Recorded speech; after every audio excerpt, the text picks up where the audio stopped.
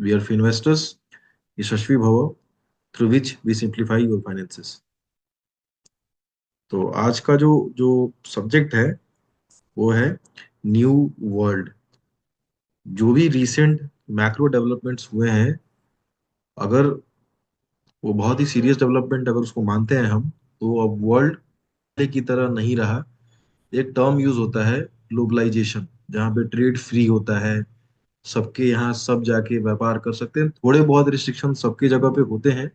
अपने बिजनेसेस को, जो खासकर इमर्जिंग इकोनॉमी है और जो अंडर डेवलप्ड नेशन है, वो अपने अ, यहाँ के ट्रेड को, अपने यहाँ के प्रोडक्शंस को बचाने के लिए थोड़ा बहुत रिस्ट्रिक्शंस रखती हैं, ताकि उनकी कंपनीज थोड़ा ग्रो कर पाए, फिर एक ऐसे स्टेज पे पहुंचे जहाँ पे वो बाकी लोगों से compete कर पाए, तब अपना इकोनॉमी को ओपन करते हैं। तो थोड़े बहुत रिस्ट्रिक्शंस के साथ ट्रेड एंड कॉमर्स बहुत ही फ्रीली सब जगह हो रहा था। ये ग्लोबलाइजेशन था। जो अभी हो रहा है, वो सबसे बड़ा थ्रेट उस पे ग्लोबलाइजेशन का ही है। अगर ये चीज आगे भी इसी तरह से चलती है, और इवन इसमें भी नेगोशिएशन करके हम आगे चलते हैं, तो वर्ल्ड वो पहले की तरह फ्री नहीं है। आज के दिन में सब लोग प्रोटेक्शनिस्ट जो एक मेजर है वो अपना के चलेंगे कि मेरे लिए क्या अच्छा है। हर आदमी वहीं पे अपना एलआई बनाता हुआ दिखेगा, जहां सबको अपना मॉनेटरी बेनिफिट दिख रहा हो। मॉनेटरी बेनिफिट दिख रहा हो। मिलिट्री बेनिफिट पहले की तरह मैटर नहीं करेगा, क्योंकि बहुत सारे प्रोमिसेस हैं, और बहुत सारे फिर प्रोमिसेस को ना पूरा करने के भी इंसिडेंट्स हैं। ये सब चीजें हुई हैं। तो वर्ल्ड ऑर्डर जो है वो चेंज होता हुआ दिख रहा है। पहले की तरह से सब कुछ जो स्मूथ चलता था वो नहीं चलेगा। अभी को देखते हुए ये समझ में आ रहा है। बाकी कैसे कैसे आगे चीजें अनफोल्ड होती हैं, उससे जो चीजें निकल के आएंगी वो हमारे सामने होंगी। तो इससे पहले कि मैं आगे बढ़ूं, मैं आपको बता दूं कि मैं सेबी रजिस्टर्ड नहीं हूं। और इस एनालिसिस के दौरान मेरे द्वारा या किसी भी पार्टिसिपेंट के द्वारा अगर कोई भी एसेट का नाम लिया गया, वो कोई भी बाई और सेल रिकमेंडेशन नहीं होगा। आप कुछ भी खरीदते हैं बेचने से पहले अपने फाइनेंशियल एडवाइजर से जरूर संपर्क करें, अपनी तरफ से अपना ड्यू डिलीजेंस करें, उसके बाद ही कुछ बाई या सेल करें। तो जैसा कि हमने जो पहले की तरह एक फ्रेमवर्क बना के रखा हुआ है कि हम पहले रीसेंट मैक्रोज पे नजर डालते हैं। तो हमने क्या देखा था कि हमारे मार्केट से, मैंने इस स्लाइड में गोल्ड यूएसडी का प्राइस भी ऐड कर दिया है अभी, कि ताकि हम जैसे जैसे बाकी एसेट ऊपर नीचे होते हैं, तो गोल्ड पे उसका कैसे इफेक्ट पड़ता है, ताकि गोल्ड के मूवमेंट को आप भी समझ पाए कैसे मूव होता है। तो सितंबर 24 में सब कुछ ठीक चल रहा था। Dollar index, crude price, inflation US का, इंडिया का, फिर 10 इयर्स बॉन्ड यील्ड जो है, और जो गोल्ड का प्राइस मैंने अभी डाला है उसमें, और निफ्टी जो है हाईएस्ट लेवल पे थी उस टाइम पे। और रिसेंट कुछ महीनों सालों में निफ्टी का जो प्राइस टू अर्निंग रेशियो था, दैट वाज 23.61, जो कि पिछले 6-7 महीने में थोड़ा ज्यादा था, जिसकी बातें लोग करना शुरू कर दिए थे। हालांकि ये बहुत ही ज्यादा नहीं है, बट फिर भी बस एक बहाना होता है कि कैसे भी कहीं भी कुछ ब्लेम दिखता हुआ लगे। तो उसके बाद से फिर अक्टूबर से लेवल्स में गिरावट नजर आती है। और वो जो गिरावट है वो सपोर्टेड कहाँ से चलती है? आपके सामने डॉलर इंडेक्स है, क्रूड का प्राइस है, ठीक है, यहाँ से वो उसको ऊपर लेके चलते हैं। और फिर 10 इयर्स बॉन्ड यील्ड है, वो भी, ये तीनों सपोर्ट करते हैं। और इंडेक्स जो है नीचे आना शुरू होता है। फिर हम आगे बढ़ते हैं, जनवरी में हम आते हैं, तो डॉलर इंडेक्स पीक करता है 110.18, क्योंकि वहां पे प्रेसिडेंट ट्रम्प आते हैं और लोगों को आशा रहती है कि यूएस इकोनॉमी बहुत ही अब, जो उनका पहला जो टर्म था उस हिसाब से, जो स्ट्रेंथ एक जो आया था यूएस इकोनॉमी में, वैसा ही फिर से स्ट्रेंथ आएगा। तो डॉलर इंडेक्स जो है वो बढ़ते बढ़ते 110 का प्राइस टच करता है। और उसके बाद इवन उनके जो स्टॉक मार्केट है वो भी, चाहे वो S&P 500 हो, नेस्डैक 100 हो, या फिर डॉ जोन्स इंडस्ट्रियल हो, सारे के सारे अपना टॉप बनाते हैं जनवरी के आसपास, जिस टाइम पे इंडियन मार्केट करेक्टिव मोड में थी। तो वहां से वो टॉप बना रहे थे एकदम, मतलब रेसिप्रोकल चल रहा था सब कुछ। उसके बाद क्या होता है कि निफ्टी में करेक्शन कंटिन्यू रहता है। फरवरी में भी करेक्शन और ज्यादा सीवियर होता है। मार्च में आके, मार्च के पहले वीक और सेकेंड वीक के हाफ तक, पहले 10 डेज में जो है वो करेक्शन लगातार चलते रहता है। और वो करेक्शन जाके एक बॉटम बनता है जो 21,965 पे, जो लास्ट बॉटम बना था वो अभी भी है। और उस टाइम पे जो निफ्टी का प्राइस टू अर्निंग रेशियो है वो 19.6 है। जो एसेट्स हैं लाइक यूएस डॉलर्स हैं, उसके प्राइस जो 110 के आसपास का जो प्राइस था, जब ऑप्टिमिज्म था यूएस मार्केट में ट्रम्प को लेके, जो वो डेली हाई बना रहे थे, तो वो 13 जनवरी का दिन था जिस दिन यूएस डॉलर्स ने 110 का लेवल टच किया था।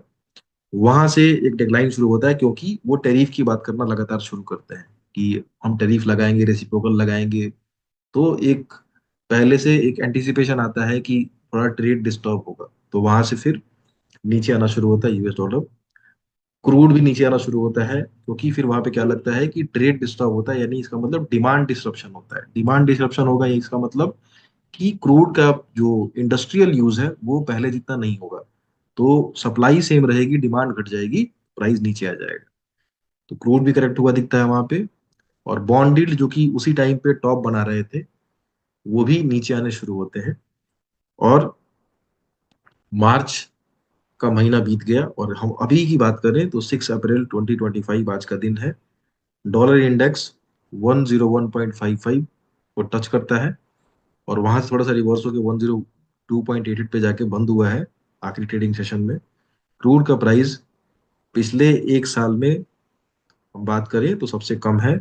इवन एक साल नहीं, काफी उससे पहले के भी टाइम पे $65 पर बैरल का क्रूड देखा नहीं गया है।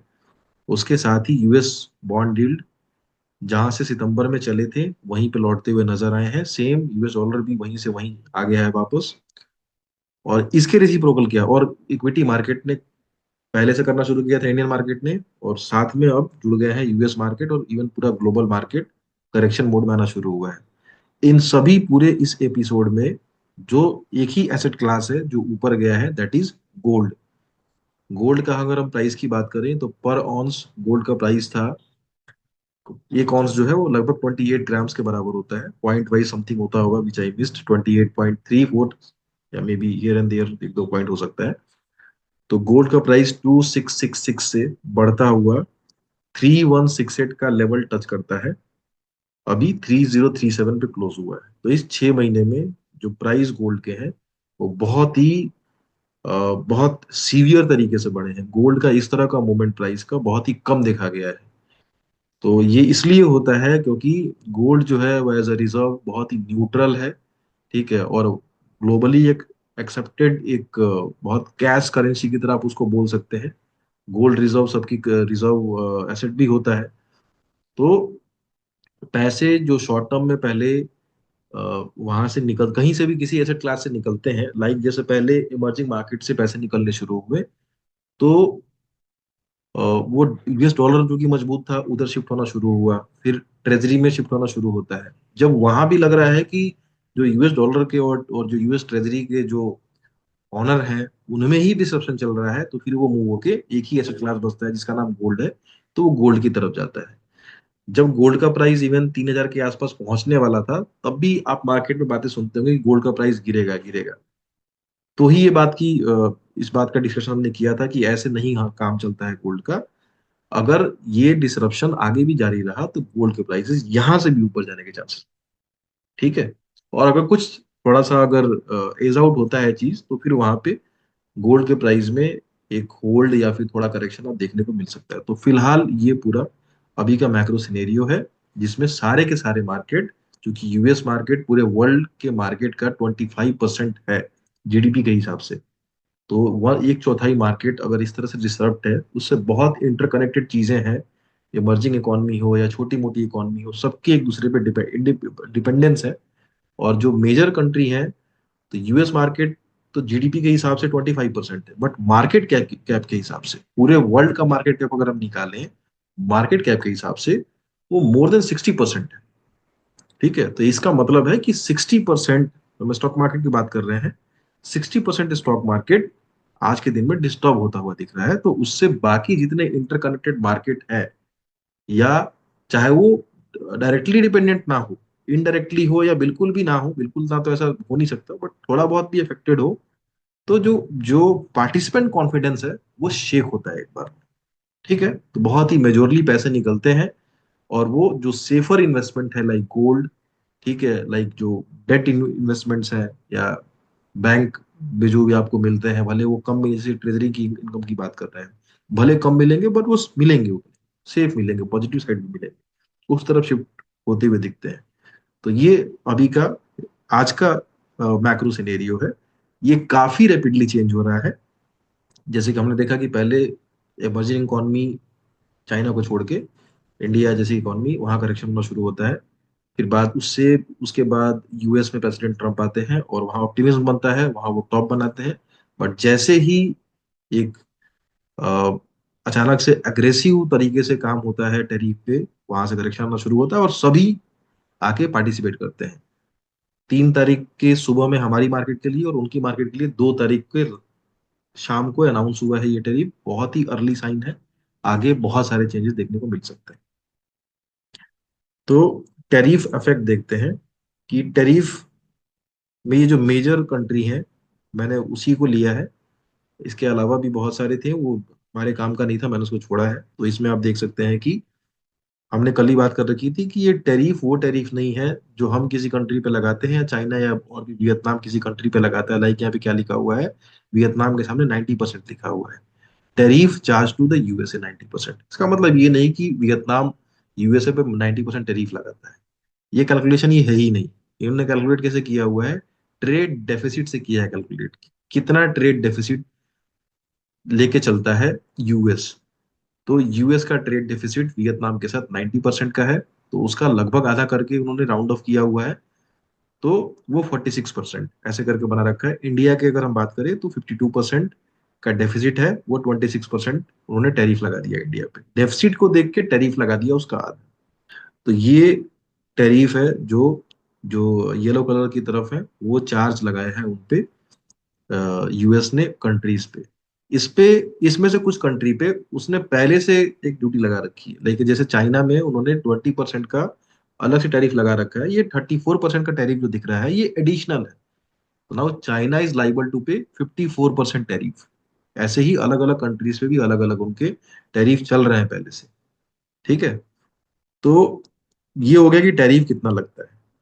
अब इम्पोर्टेंट ये आता है कि हम ये देखें कि कोई भी कंट्री है, तो वो अपने एक्सपोर्ट जितना भी वो करती है उसमें से कितना परसेंट एक्सपोर्ट वो यूएस को करती है। इस टैरिफ के नंबर को देख के इंपॉर्टेंट यही होता है कि कंट्री जो भी है, जो अपने एक्सपोर्ट का कितना परसेंट, जो मेजर कंट्री है यूएस को करती है। तो मैक्सिको अपने टोटल टोटल एक्सपोर्ट का लगभग लगभग 80 to 90%। इसमें दो तरह की चीजें हैं कि इंटरमीडिएट गुड्स, एक है कैपिटल गुड्स। इंटरमीडिएट गुड्स का मतलब हुआ कि अनफिनिश्ड चीजें, मतलब जो डायरेक्ट कंज्यूमर को ना दिया जाए, वहां पे सप्लाई की जा रही है, फिर वहां कुछ वो बना के अपने कंज्यूमर को दे रहा है, तो वो इंटरमीडिएट गुड्स बोलेंगे। और कैपिटल गुड्स का मतलब कि वो फिनिश्ड गुड है, ठीक है, वो सीधे वहां कंज्यूमर को बेचा जा रहा है। तो मैक्सिको लगभग 80-90% के आसपास उसका टोटल एक्सपोर्ट का उतना परसेंटेज यूएस के साथ है उसका। तो मैक्सिको और कनाडा जो हमेशा निशाने पे रहा है यूएस के, आपने इस टैरिफ के पहले भी पूरा पूरा जो 2 महीना निकला है, इनको टारगेट करते हुए निकला है, क्योंकि उनके पूरे टोटल एक्सपोर्ट का ही लगभग लगभग एक्सपोर्ट उसी से करते हैं वो। तो मैक्सिको, कनाडा एंड वियतनाम, ये 3 कंट्री हैं जिनको बहुत ही ज्यादा सीवियरली इस चीज के चलते इफेक्ट होगा। और उनपे जो टैरिफ के नंबर हैं आप सामने लेफ्ट साइड में देख सकते हैं। अब आते हैं हम इंडिया पे। तो इंडिया पे का जो पूरा ट्रेड एक्सपोर्ट है, उसमें लगभग लगभग इंडिया 20 से 30% वो यूएस की तरफ है। ठीक है, इंडिया के टोटल एक्सपोर्ट का 20 to 30% वो यूएस को एक्सपोर्ट करते हैं हम। सेम वे चाइना भी लगभग लगभग कैपिटल गुड्स में तो बराबर है हमारे, बट इंटरमीडिएट गुड्स में कम है, क्योंकि चाइना पे पहले से ही काफी रिस्ट्रिक्शन लगा रखे हैं यूएस ने। तो फिर भी आप देखें कि थोड़ा एक साइजेबल अमाउंट इंडिया के बराबर तो वो करता ही है। तो ये मेन कंट्री है जहाँ पे अपना परसेंटेज वाइज कंट्री का जो इमर्जिंग इकोनॉमी है यही सब है। तो ये यूएस में कितना एक्सपोज्ड है ये आपके सामने है। तो इन कंपैरिजन देखें तो इंडिया जो है इमर्जिंग इकोनॉमीज में अपने टोटल एक्सपोर्ट के हिसाब से काफी आप कह सकते हैं कि निचले उसमें आता है, कि बहुत ज्यादा इफेक्ट बाकी कंपैरिजन में नहीं है। आपको चाइना यहाँ पे दिख रहा है कि कंपैरिजन में कम दिख रहा है, बट आप ये भी जान लीजिए कि चाइना की फैक्ट्रीज, चूंकि चाइना पे टैरिफ था, तो उन्होंने वियतनाम जैसी जगह पे, बाकी मैक्सिको जैसी जगह पे कारखाने खोले और वहां से वो सप्लाई करता है। ठीक है, तो आप इसको देख के थोड़ा सा पजल हो सकते हैं, बट चाइना का एक्सपोजर थ्रू और जो इमर्जिंग इकोनॉमी है वियतनाम जैसी, उनके थ्रू यूएस में है। तो उसने इवन वियतनाम को भी काफी ज्यादा टैरिफ के साथ उनको दिया है, 46% का टैरिफ। तो चाइना का नुकसान जो है इंडिया से बिल्कुल ज्यादा है, बहुत ज्यादा है। ठीक है, अब आगे आते हैं और देखते हैं उसमें कि ये सब करने के बाद फिर उनके मार्केट ने कैसे रिएक्ट किया है। तो जो डॉ जोन्स है, जो कि जनवरी में ऑल टाइम हाई पे थे, फरवरी में even I think all time high पे थे, जनवरी फरवरी में वो 15% करेक्ट हो चुके हैं। नेस्डैक 100, जिसमें कि मेनली उनकी टेक कंपनीज हैं, वो 22% करेक्ट हो चुके हैं, इवन 23%। S&P 500 17.46% करेक्ट हो गए हैं। ये अभी से एक डेढ़ महीने पहले ऑल टाइम हाई बना रहे थे। यूएस मार्केट जो है बिल्कुल बहुत ही ज्यादा एकदम ऑप्टिमिज्म में था। ठीक है, और आज के डेट में जो सेल ऑफ वहां पे चल रहा है, मंडे को क्या मार्केट खुलेगा, क्या रिएक्शन होगा, डॉ जोन्स फ्यूचर क्या चल रहा है, वो आप देखेंगे तो नेगेटिव ही ट्रेड कर रहा है। तो ये और भी ज्यादा डीप जाने के चांसेस हो सकते हैं। अब इसमें जो स्टॉक मार्केट के बारे में जो कहना है, मैंने ट्रम्प का अभी रिसेंट एक कल के दिन का मैंने एक स्टेटमेंट सुना, तो वो रिपोर्टर को ये बोलते हुए नजर आए कि नहीं, ये जस्ट एक ऑपरेशन की तरह है, जब भी ऑपरेशन करते हैं तो ऐसा शेकअप होता है, बट आप देखना कि धीरे धीरे कैसे प्रोडक्शन यूएस में वापस लौटेगा और कैसे हम टैरिफ से पैसे इकट्ठा करेंगे और यूएस मार्केट विल बूम, उनका ये कहना है। स्टॉक बेसेंट जो है उनके ट्रेजरी सेक्रेटरी हैं और बहुत ही बड़ा रोल है उनका ये पूरा डिजाइन करने में टैरिफ, और काफी फोरफ्रंट में है इन सब चीजों के साथ। तो उनका स्टेटमेंट है, the equity market sell off is max 7 problem, जो मैं पहले भी आपको बोल चुका हूँ, ये इनका 2 दिन पहले का स्टेटमेंट है, ये हम पहले बात कर चुके हैं इस बारे में। The equity market sell off is a max 7 problem, not a MAGA problem. MAGA means make America great again, max 7 मतलब जो मैग्निफिसेंट 7 कंपनीज हैं यूएस की, उनकी तो उनका जो मार्केट कैप है वो ट्रिलियंस में है। ठीक है, तो वो बोल रहे हैं कि चूंकि लोगों का एक्सपोजर इधर ज्यादा है, तो ओवर ओन्ड कंपनीज हैं, तो वहां पे सेल ऑफ ज्यादा चल रहा है और बिल्कुल चल भी रहा है वहां पे। अगर आप जो मैक्स 7 कंपनीज का सेल ऑफ देखेंगे तो आपको यहाँ दिख रहा है नेस्डैक 22% करेक्टेड है, जबकि मैक्स 7 कंपनीज जो है वो मोर देन 30-40% करेक्टेड हो चुकी हैं आज के दिन तक। ठीक है, तो आपने देख लिया कि उसने टैरिफ कैसे लगाया, उस टैरिफ से जो इमर्जिंग इकोनॉमीज है उसमें एक्सपोजर कितना है। तीसरी चीज की ये टैरिफ लगाने से उनके खुद के मार्केट का क्या हाल अभी हुआ है पिछले कुछ 30-40 ट्रेडिंग सेशंस में, और फिर उनके यहाँ के जो जो स्टेक होल्डर्स हैं, जो डिसीजन मेकर्स हैं, उनका कहना क्या है इस बारे में। अब आते हैं कि इफेक्ट ऑन इंडिया, इंडिया पे क्या इफेक्ट है। तो ये हम देखते हैं कि ये जेफरी की रिपोर्ट है, ये इन्होंने कल या परसों ये रिपोर्ट निकाली है। तो इसमें जो इमर्जिंग इकोनॉमीज हैं और जो इनका यूएस के साथ ट्रेड है, तो इसमें इन्होंने क्या किया है कि जो पहला कॉलम देखें तो यह है यूएस गुड्स एक्सपोर्ट और अपॉन कंट्री नॉमिनल जीडीपी।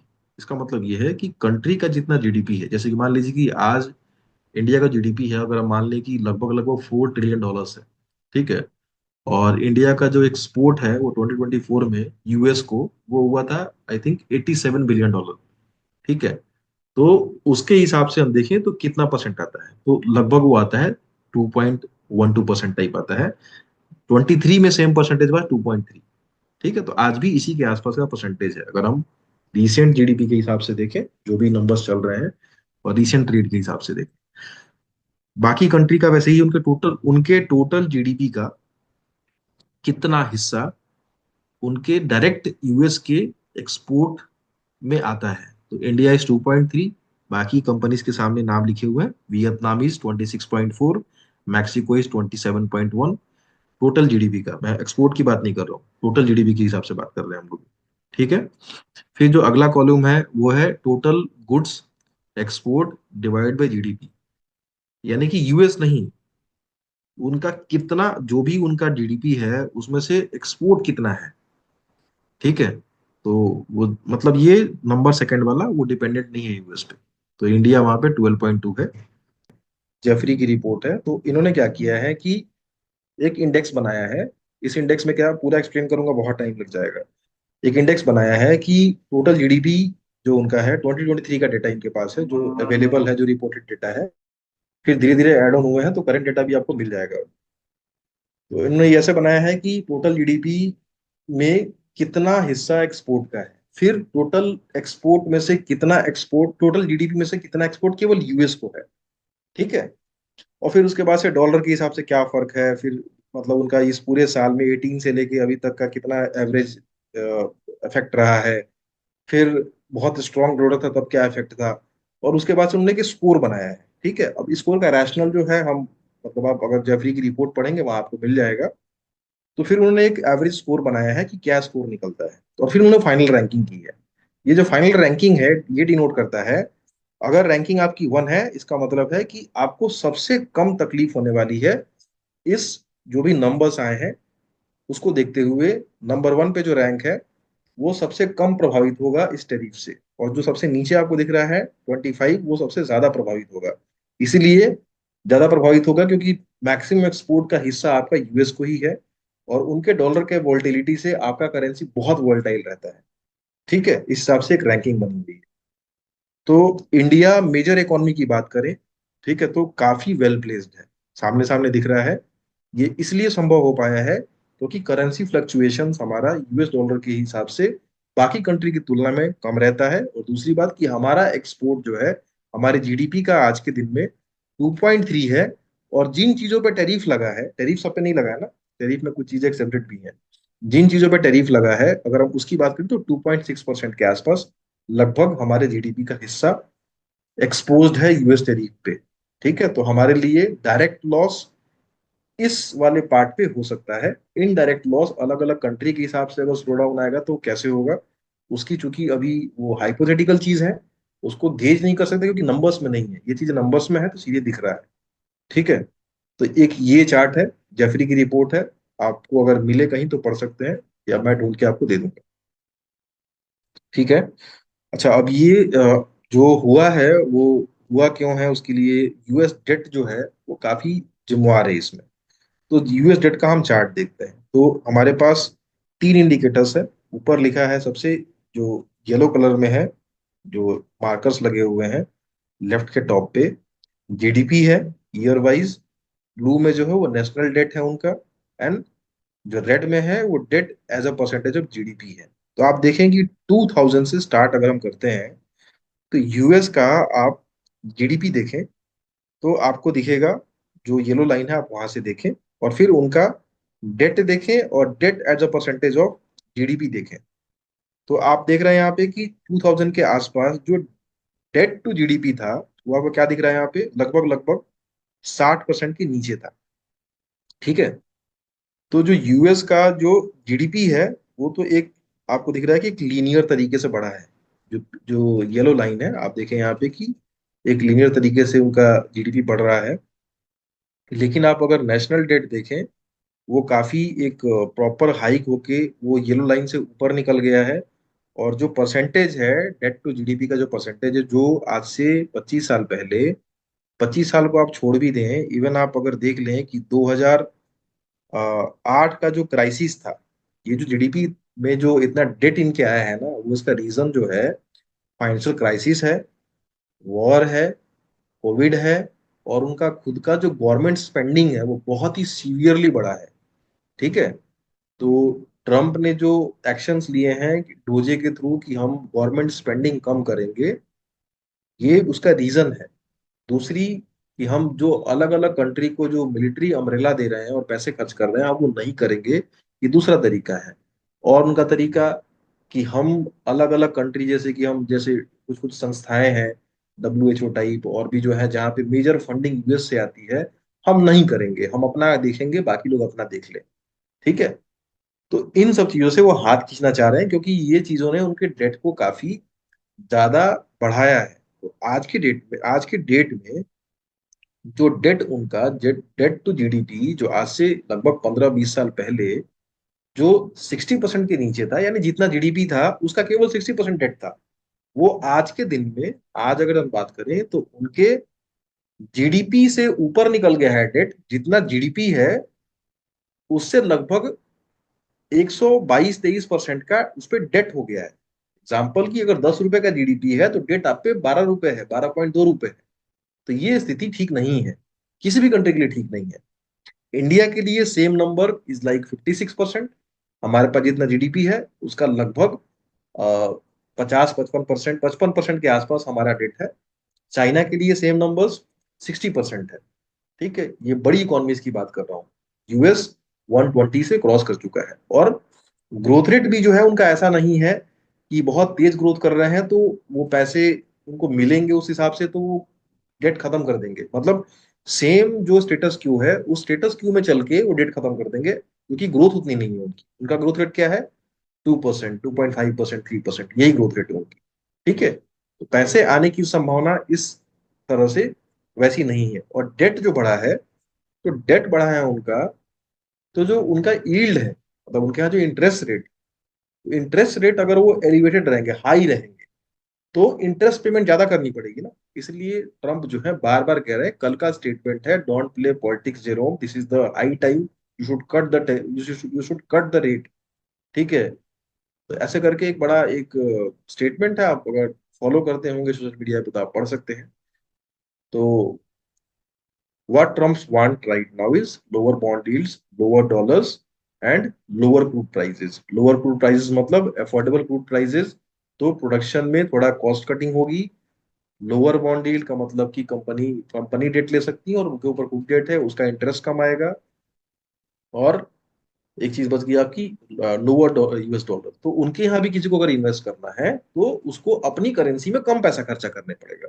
अगर 110 का डॉलर है और एक 100 का डॉलर है, और ये डॉलर 100 पे नहीं रुकेगा, ये डॉलर और नीचे जाना चाहिए। अगर ये इंटेंशन है कि इफ ही वांट्स की डॉलर प्राइस बहुत नीचे है, तो वो 90-95 भी हो सकता है, देखने को मिलेगा आपको।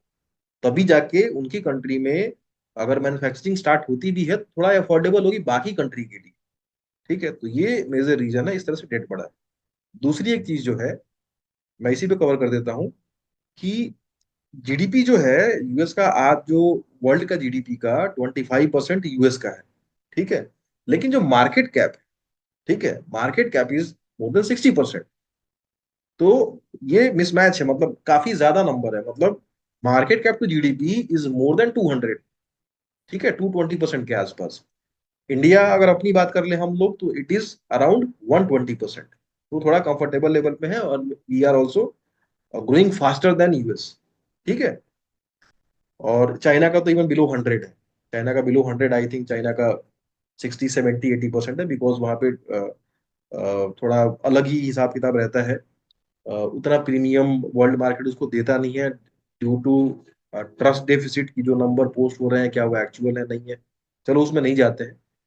तो अगर किसी किसी इकोनॉमी का जीडीपी में कंट्रीब्यूशन वर्ल्ड के 25%, तो मार्केट कैप 60% ज्यादा, ये थोड़ा ज्यादा एलिवेटेड लगता है।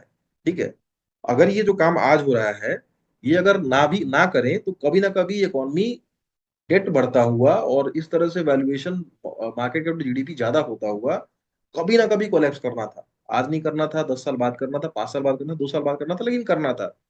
ठीक है, जब तक इस चीज को टाल रहे थे।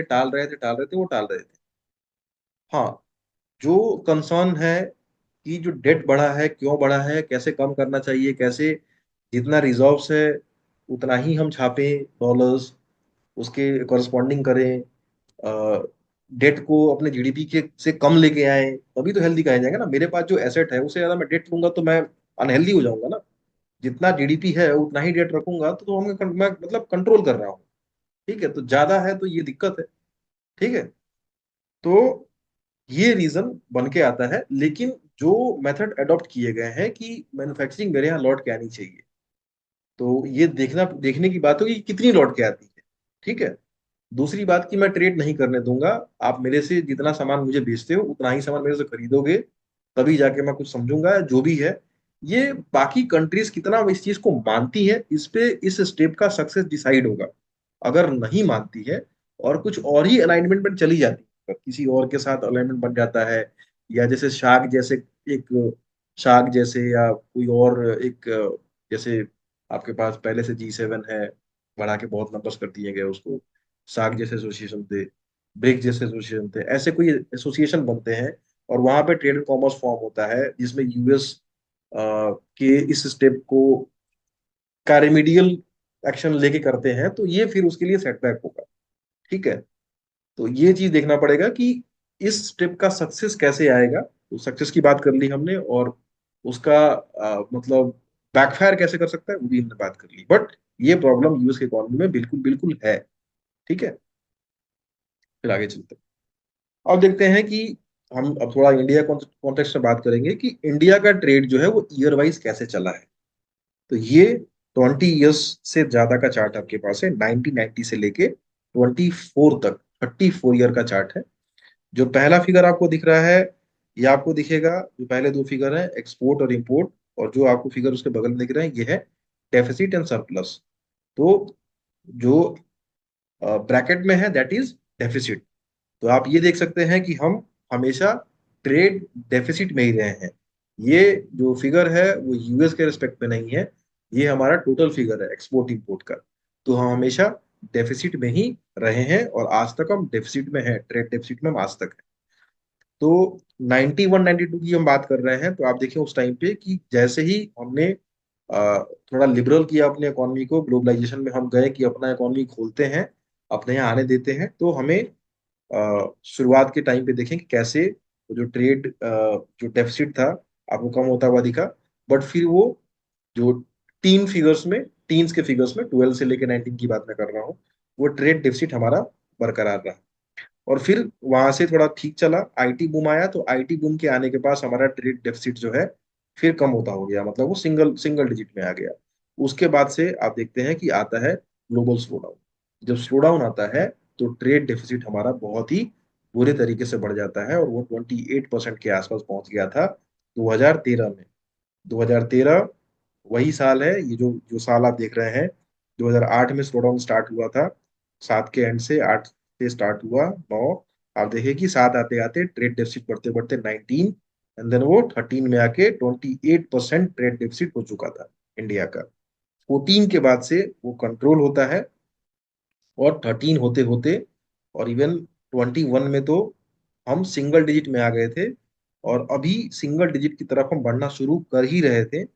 और अभी यहाँ से फिर से अगर स्लो डाउन आता है, तो जो यूएस की तरफ हमारा जो ट्रेड है, अगर वहां पे नहीं होता है, या बाकी जगह से भी अगर मतलब कुछ चीजें ऐसी बनती हैं, स्लो डाउन होता है, इकोनॉमी लोगों की बंद हो जाती है कि नहीं हम ना खरीदने देंगे ना रखेंगे ऐसे करेंगे, तो फिर से स्लो डाउन आने के बाद से क्या होता है कि अगर कोई कंट्री, मैं इंडिया कॉन्टेक्स्ट में बात नहीं कर रहा हूँ, मैं बाकी कॉन्टेक्स्ट में बात कर रहा हूँ, अगर कोई कंट्री ऐसी है कि मतलब पूरा सेल्फ डिपेंडेंट नहीं है, तो उसका ट्रेड डेफिसिट जो है फिर पहले की तुलना में ज्यादा होना शुरू हो जाता है, क्योंकि ऐसा कोई सामान आप बनाते नहीं होंगे जो किसी और कंट्री के लिए बहुत ही इसेंशियल हो। ठीक है, ऐसा अगर आप कोई काम नहीं करते हैं तो आपका ट्रेड डेफिसिट बिल्कुल बढ़ने की आशंका बहुत ज्यादा है, क्योंकि आपके पास ऐसी जरूरत जरूर होगी जो आप अभी भी आप कोई ना कोई चीज इंपोर्ट तो कर ही रहे हैं ना, तो वो आप जारी रखेंगे क्योंकि बहुत सारे इसेंशियल आइटम का आप इंपोर्ट कर रहे होंगे। तो ये सिनेरियो बनता है जब ग्लोबल स्लो डाउन आता है, तो डेफिसिट वाली कंपनी का और डेफिसिट होना शुरू हो जाता है। अगर ऐसा कोई चीज हमने कर लिया है कि हम बाकी लोगों के लिए जरूरी है, बाकी लोगों के लिए हम यूजफुल हैं, तो ये स्लो डाउन से हमें एक फायदा हो सकता है कि किसी के सब्स्टिट्यूट के तौर पे हम आ जाए, और ये ट्रेड डेफिसिट खत्म होकर ट्रेड सरप्लस में हो जाए। और इंडिया का इस टाइम पे as per Jeffrey report number एक दो की रैंकिंग पे होना, और मेजर इकोनॉमी में अगर हम बात करूं तो नंबर एक पे होना, इस टैरिफ से कम इफेक्टेड में, अगर ये अच्छे से नेगोशिएट होता है, तो we can be a country which are having first time in the history of last 20-25 years having trade surplus. ठीक है, ये हो सकता है। तो इसीलिए नेगोशिएशन बहुत जरूरी है, ताकि कुछ कुछ चीजें जहां पे डिसरप्ट हो रही हैं, लाइक वियतनाम, कनाडा, चाइना, इनसे जो काम छूटेगा, उस काम को हम पकड़ें और हम सप्लाई करें, और अपनी तरफ से और हम अ, अपना जो डेफिसिट है वो कम कर पाए। ठीक है, तो ये फायदा होगा कि अगर वैसा कुछ सिनेरियो बनता है, दैट विल बी वो ब्लेसिंग इन डिसगुइज जो हम बोलते हैं, तो वो होने की संभावना है। और अगर नहीं तो हाथ पे हाथ रख के हम बैठे रहेंगे, तो our trade deficit will be widen, जैसे कि पहले हो रखा है। ठीक है। अब आते हैं कि एक्सपोजर टू यूएसए हमारा क्या है, सेक्टर वाइज बात करते हैं अब। ये 2024 का पूरा एक्सपोर्ट डेटा है। 87.5 बिलियन डॉलर का एक्सपोर्ट हमने किया है, जिसमें से जो मेजर एक्सपोर्ट हम करते हैं वो करते हैं इलेक्ट्रिकल मशीनरी एंड इक्विपमेंट का, दूसरा फार्मास्यूटिकल प्रोडक्ट्स का। तो अभी फार्मास्यूटिकल प्रोडक्ट्स पे कोई भी टैरिफ नहीं है, ये एग्जेम्प्टेड है। तो हम 87.5 में से 12.5 को हम हटा देते हैं, तो लगभग 75 बिलियन डॉलर जो है अभी एज ऑफ नाउ जो टैरिफ चल रहा है उसके हिसाब से हमारा एक्सपोजर है यूएस में, यूएस के टैरिफ से। ठीक है। तो एज ए इन्वेस्टर हमें ये देखने की जरूरत है कि इनमें से जो मेजोरली जो चीजें हैं, हमारा कोई हम जो कोई भी एसेट या कंपनी होल्ड करते हैं, तो हम ऐसी कंपनी इस टाइम पे होल्ड ना कर रहे हो, ठीक है, जिनका की मैक्सिमम एक्सपोजर ही यूएस एक्सपोर्ट की तरफ हो। ठीक है। तो आपके सामने साफ साफ चीजें लिखी हुई हैं। इलेक्ट्रिकल मशीनरी यानी इक्विपमेंट, फार्मास्यूटिकल को अभी के लिए छोड़ दीजिए। ठीक है। देन आती हैं पूरी कमोडिटी वाली चीजें लाइक मेटल्स। ठीक है। फिर नीचे आएंगे तो वो बिलो 10 आ जाएगा, और ज्यादा उस पे उतना फर्क नहीं पड़ेगा। और रिलेटिवली हम बात कर रहे हैं कि रिलेटिवली हमें कम टैरिफ हम पे लगाया गया है, बट उससे भी इनपुट कॉस्ट काफी बढ़ जाता है। तो अभी इसका एक बीच का रास्ता निकलना बाकी है। अ, कल से लेके अभी तक किसी कंट्री ने ऐसा कुछ ज्यादा नेगोशिएशन, मीडिया में तो रिपोर्टेड नहीं है, बैकडोर से चल भी रहा होगा इसकी बिल्कुल पूरी संभावनाएं हैं, बट मीडिया में रिपोर्टेड अभी चीजें नहीं आ रही हैं, तो हम उस पर कुछ कह भी नहीं सकते। These are the sectors which are actually expose to US tariff. अब ये जो कुछ हुआ है, अब इससे अनपॉपुलर कॉल आउट होने शुरू हो गए हैं, कल से ही स्टार्ट हुआ है। तो मैंने शेयर भी किया था आप लोगों के साथ। तो बॉस्टन में, न्यूयॉर्क में, शिकागो में, पोर्टलैंड में, सैन फ्रांसिस्को में, सैन डिएगो में, इडाहो में, उटा में, ओकलैंड में, और इससे ज्यादा भी, और भी जो 50 स्टेट्स हैं यूएस के पास, तो मैंने इतना ही रखा। ठीक है। और भी बहुत सारे स्टेट्स में ट्रम्प के खिलाफ और एलान मस्क के खिलाफ, दोनों के खिलाफ रैलियां निकलनी शुरू हो गई हैं, क्योंकि सबको ये बात अब चल गई है पता कि अब कुछ दिन के बाद से हमारे जो सामान है वो बहुत ही ज्यादा महंगे दाम पे बिकने वाले हैं। ठीक है। बहुत ही फास्ट मीडिया है, कम्युनिकेशन बहुत फास्ट है, तो कोई भी चीज किसी से छुपती नहीं है। तो ये रैलियां निकलनी शुरू हुई हैं, और ये बस अभी 2 दिन ही हुए हैं, तो अभी देखते हैं। और अगर ऐसी चीजें होती हैं, परसिस्टेंटली होती हैं, तो उनका मिड टर्म इलेक्शन है 2026 में यूएस में। तो अगर ये चीज कंटिन्यू करती हैं, तो जिस एग्रेसिवनेस के साथ चीज को लेके आए गए हैं, तो जो भी पॉलिटिशियंस हैं जो चुने गए हैं, सबसे पहला जो काम होता है उनका, उनका ये काम होता है कि पहले अपने आप को बचाना। ठीक है। और ट्रम्प का जो एक एक अभी थॉट प्रोसेस है यूएस में, एक पहले से, हालांकि रिटर्न रूल है कि नहीं मुझे नहीं पता, बट ये है कि 2 बार से ज्यादा प्रेसिडेंट बनना नहीं होता है उनको। तो इनका सेकंड टर्म ऑलरेडी चल रहा है। तो he wanted to be registered in history books, कि उन्होंने ऐसा कुछ किया कि जिससे जो एक कोई भी प्रेसिडेंट जो आ रहा था वो टाल जा रहा था कि नहीं यार मैं कहाँ इसमें फंसूंगा। तो वो चाह रहा है कि इस प्रॉब्लम को हम सॉल्व करें, उनका ये थॉट प्रोसेस है। बट तरीका ना अब कंट्री में पसंद आ रहा है उनको, ना उनके जो डेमोक्रेट्स हैं जो उनके ओपोजिशन में, उनको पसंद तो बिल्कुल नहीं आएगा। और इवन जो रिपब्लिकन पार्टी के उनके लोग हैं, उनमें से भी काफी लोग जो हैं बहुत ही सामने आके बोल नहीं सकते, because he so powerful leader, बोल नहीं सकते। बट पब्लिक रिएक्शंस एक दिन में ही शुरू होना चालू हो गया है ये सब चीजें। तो अगर ये दबाव आता है, तो दिस जो टैरिफ है वो डिले हो सकता है, या वैसे भी वो चाहते हैं कि लोग निगोशिएशन करने मेरे से पास आए, तो मैं वैसे भी काफी चीजें इसमें कंसेशन कर दूंगा। तो अभी कुछ कहना मुश्किल है कि क्या होने वाला है और क्या वो सोच रहे हैं, ये बोल नहीं सकते। उसके बाद अगर हम बात करें तो कंट्रीज रिएक्शन क्या है इस टैरिफ के बाद, बहुत कुछ तो मुझे मिला नहीं, क्योंकि जो मीडिया रिपोर्टेड है वही है। वियतनाम का, बांग्लादेश का, Thailand, Sri Lanka, south Africa, Japan, इनका आ चुका है। और इंडिया भी अभी डायलॉग में है, तो अभी वो नेगोशिएट आज से नहीं, पिछले 40 दिन से कर रहे हैं। तो लंबा टाइम लगता है। तो अभी कुछ मीडिया रिपोर्ट्स आती हैं कि negotiations are going good, but कुछ कंक्रीट निकल के आना प्रेस रिलीज में ये सब नहीं आ रहा है, तो उस पर हम स्पेकुलेट नहीं कर पाएंगे। ठीक है। और उसके अलावा इस चीज के चलते, चाहे जो कुछ हुआ नहीं हुआ वो तो अलग बात है, बट जो यूएस पे जो ट्रस्ट है उनके खुद के बहुत ही मजबूत एलाइज का, वो भी खराब होना शुरू हुआ है। जर्मनी, जो मीडिया रिपोर्ट्स के हिसाब से, यूएस के पास जो जर्मनी का गोल्ड रिजर्व है 1200 टन का, वो चाह रहे हैं कि जो उनका गोल्ड रिजर्व है उसको अब यूएस से हम शिफ्ट करके अब कहीं और रखते हैं या अपने पास रखते हैं। क्योंकि अब भरोसा नहीं हो पा रहा है कि पता नहीं कल को ये ना हो कि ट्रम्प मना ही कर दे कि नहीं, हम गोल्ड रिजर्व को देंगे नहीं। ठीक है। तो अभी ये कहावत चलती है मार्केट में कि आपका सोना आपका तब तक है जब तक आपके कस्टडी में है। ये भी एक कहावत चलती है। ठीक है। इवन मैंने थोड़ा और इसके बारे में पढ़ना शुरू किया तो जर्मनी ने इवन ये भी कहा था कि हम, जो आपका हमारा जो गोल्ड रिजर्व है उसका हर ईयर ऑडिट होना चाहिए, और हमारे यहाँ से लोग जाएंगे ऑडिट करने के लिए और सभी बुलियंस को काउंट करेंगे, काउंट करके रिपोर्ट हर साल सबमिट करेंगे। यूएस ने मना कर दिया था कि नहीं, कि आप हम पे मतलब आप ये करके मतलब हमें, मतलब हमारा रेपुटेशन खराब करोगे। ठीक है। तो नाउ जर्मनी बहुत ही क्लोज अलाई है उनके, और यूके है बहुत ही एक मेजर का मेंबर है। नाउ दे आर थिंकिंग कि अपने गोल्ड रिजर्व को वहां से शिफ्ट करें। ठीक है। तो ये जर्मनी की तरफ से कॉल आउट है। धीरे धीरे बहुत सारी कंट्री की तरफ से आप ये सोचना शुरू करेंगे, देखना शुरू करेंगे। और इवन जो ईयू है, तो नाटो के जो टर्म्स एंड कंडीशंस उसके हिसाब से जो इनको मिलिट्री अम्ब्रेला दे रहा था यूएस, तो अभी सब समझ चुके हैं कि ये नहीं होने वाला है, क्योंकि यूक्रेन को जिस तरह से डिसोन किया गया। ठीक है। और इवन जो जो एक इनका सो कॉल्ड एनिमी है उसकी तरफ से बैठ के बातें की गई। ठीक है, उनके शर्तों पे, ये पसंद नहीं आया ईयू को। और ईयू ने अपनी तरफ से ये स्टेप लिया है कि अपने आप खुद से रीआर्म करेंगे, क्योंकि यूएस की तरफ से एक मिलिट्री पावर ही जो है जो उनको ज्यादा चिंता लगती है कि अ, रशिया के साथ है तो एक बड़ा इकोनॉमी, बड़ा एक मिलिट्री पावर चाहिए। तो now they are thinking of कि अगला डिकेड उनका अच्छे से हम उनका, क्योंकि उनका पब्लिक हेल्थ, एजुकेशन सब सॉर्टेड है यू वाली कंट्रीज का, उनके इंफ्रास्ट्रक्चर, रेलवेज, बाकी सब कुछ एकदम सॉर्टेड है। तो अब उनके पास जो जीडीपी में जो पैसा आ रहा है, उनके जो भी कमा रहे हैं, नाउ दे वांट कि अपने आप को एक बढ़िया मिलिट्री, एक अच्छा खुद का डेवलप करे, जो उन्हें पिछले 1-2 डिकेड से काम नहीं किया है।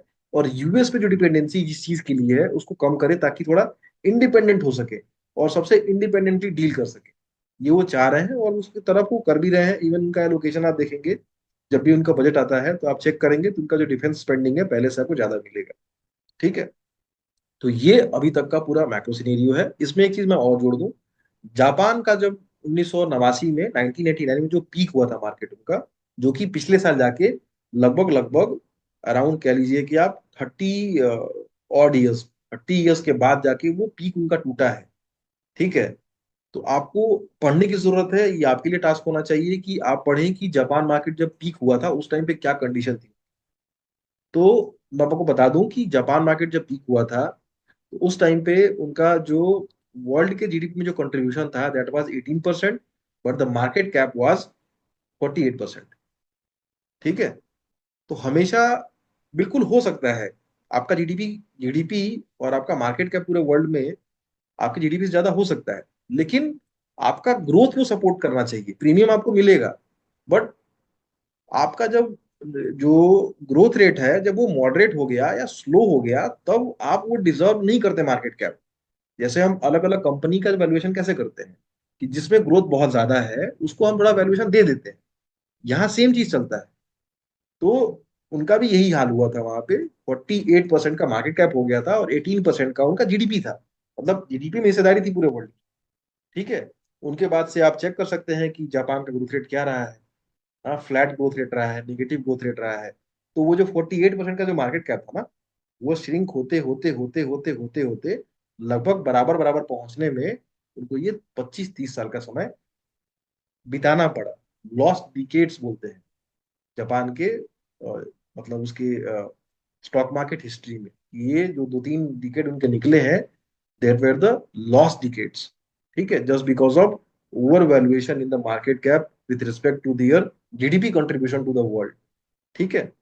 तो अगर यूएस ने भी अगर ये सेम चीज को टाइम पे अगर उसको सॉल्व नहीं किया तो बिल्कुल वहां पे जाके ये जब दिक्कत होंगी तो पूरा स्टैग्नेशन, रिसेशन की शुरुआत स्टैग्नेशन से ही होगी। तो स्टैग्नेशन का तो दौर अभी है ही। और रिसेशन के जो चांसेस हैं वो एज पर रिपोर्ट 60% है। और जैसे जैसे अगर सेम चीज कंटिन्यू होगी तो और आगे बढ़ेंगे, एज आउट होगी तो फिर कम होना शुरू हो जाएगा। तो विद दिस आई फिनिश।